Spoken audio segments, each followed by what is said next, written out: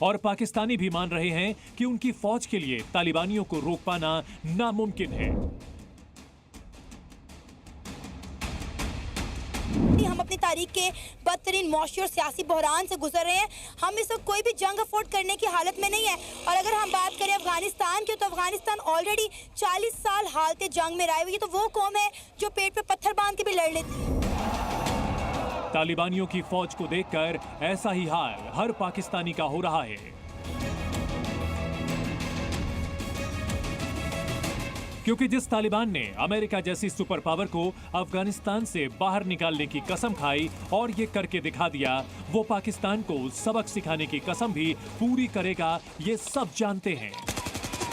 अफगानिस्तान और पाकिस्तान के बीच में जो तनाव है वो बढ़ता जा रहा है, और खासकर तहरीक तालिबान पाकिस्तान को लेकर के। लेकिन पाकिस्तान जरूर इस तरह की अगर हरकतें करेगा तो नुकसान पाकिस्तान का होगा। अब तालिबान अपने बदले की कसम कैसे पूरी करेगा, पाकिस्तानी यही सोच सोच कर खौफ में है। कहा जाता है कि कई दशकों से सिर्फ युद्ध लड़ रहे तालिबानियों के खून में वॉर का डीएनए है, और अब उनके पास अत्याधुनिक हथियारों का जखीरा भी है और उसकी ट्रेनिंग भी मौजूद है। इसकी कोई कमी उनके पास नहीं है।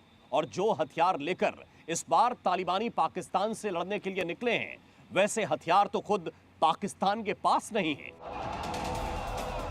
पाकिस्तान पर हमला करने निकले तालिबानी लड़ाकू के काफिले में सबसे अत्याधुनिक लड़ाकू वाहन शामिल हैं।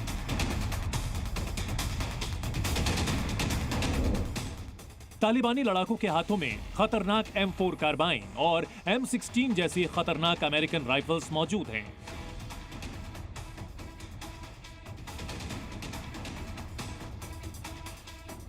इनमें लड़ने का ऐसा जुनून है कि ये गाड़ियों की छतों तक पर सवार हैं। और तालिबान की ये सेना अमेरिका को अफगानिस्तान से बाहर करने वाले तालिबान की सेना से ज्यादा खतरनाक है।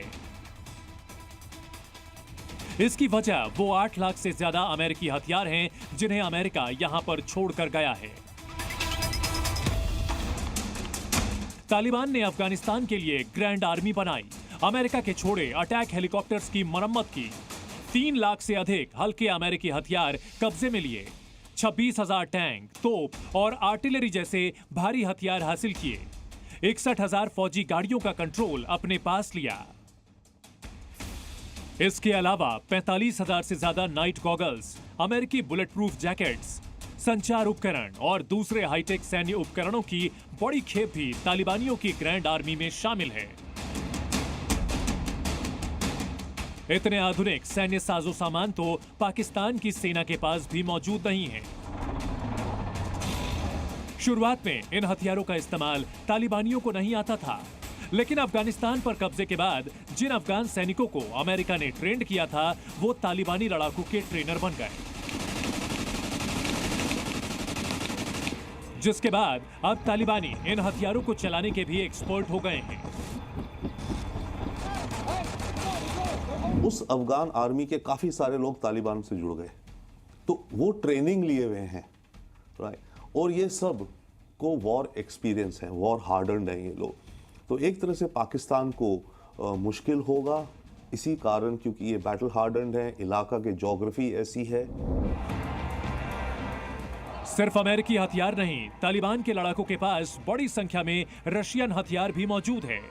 अफगानिस्तान में तालिबान ने लंबे वक्त तक रूसियों से भी लड़ाई की है और अफगानिस्तान से भागे